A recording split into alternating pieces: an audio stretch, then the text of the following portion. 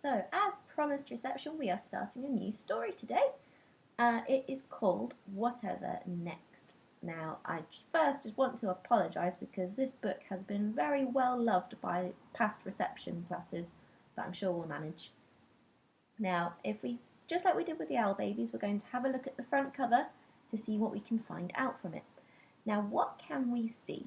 We can see what looks like maybe a chimney or two chimneys, a roof perhaps with a little kitty cat walking across it, and coming out of the chimney is what looks like a bear in a box. A bear in a box with fire coming out of it. This looks like it's going to be a very fun book. Now, who do you think is going to be the main character? Now, there is a kitty cat there, but there's quite a lot going on here, which might suggest that this little fella here is going to be our main character.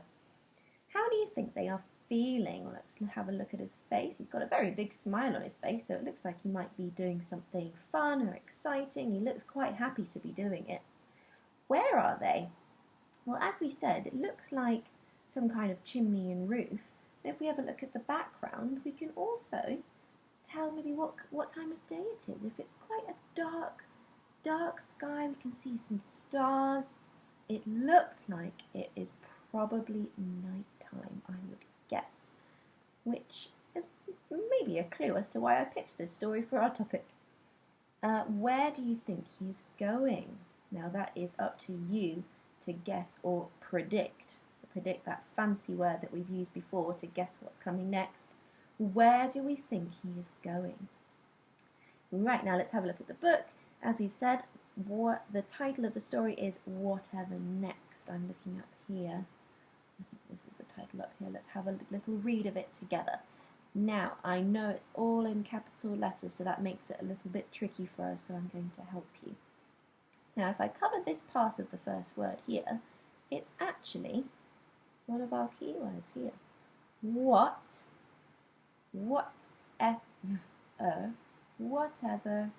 next. Whatever Next by Jill Murphy. So turn to your grown-up and tell them what we call the person who wrote the story.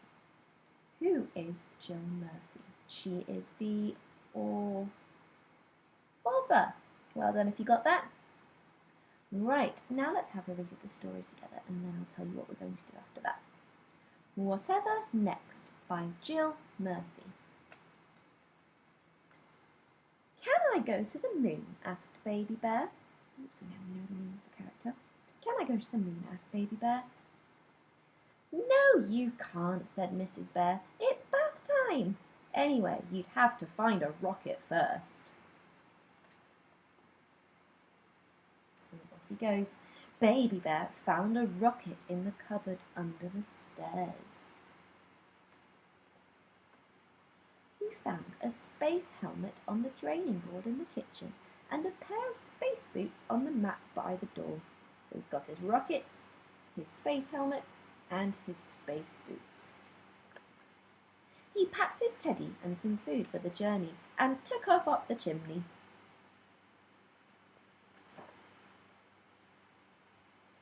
Whoosh! Out into the night.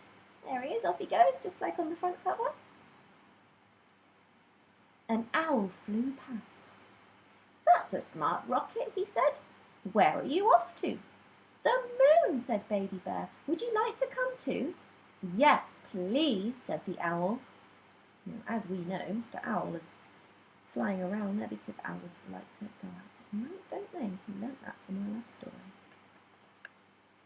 An aeroplane roared out of the clouds. Baby Bear waved and some of the passengers waved back. On and on they flew, up and up above the clouds, past millions of stars, till at last they landed on the moon. There's nobody here, said Baby Bear. There are no trees, said the owl. It's a bit boring, said Baby Bear. Shall we have a picnic? What a good idea, said the owl. What are they munching on? Biscuits, apples and honey. Maybe the honey's for the little teddy bear. Some orange juice. Something I was drinking. Well, it's like a nice picnic. Oh, we better go, said Baby Bear. My bath must be ready by now. And off they went, down and down. The owl got out and flew away. Goodbye, he said. It was nice to meet you. It rained and the rain dripped through Baby Bear's helmet. Why does it drip through his helmet? Home went Baby Bear, back down the chimney and onto the living room carpet with a bump. Mrs. Bear came into the room. Look at the state of you, she gasped, as she led him away to the bathroom. Why, you look as if you've been up the chimney.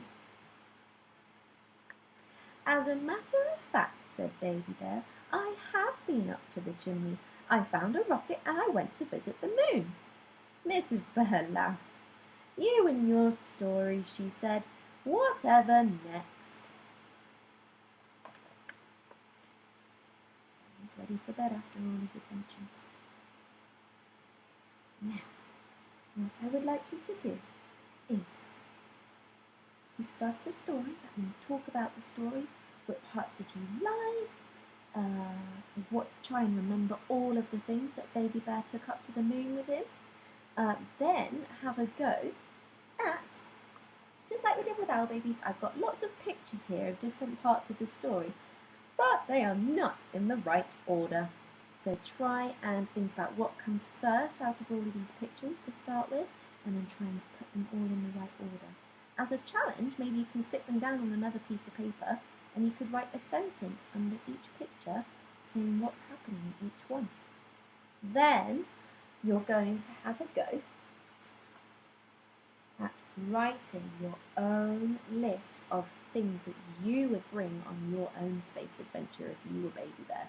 So Baby Bear brought a space helmet, space boots, a rocket, his teddy bear, some food for a picnic. What would you bring? So remember, for a list, we don't need to write whole sentences, we just write the word for the thing that we are bringing. So if I decided I wanted to bring a book, then I would just write book on number 1, because that's the first thing I thought of. Book. Book. Book.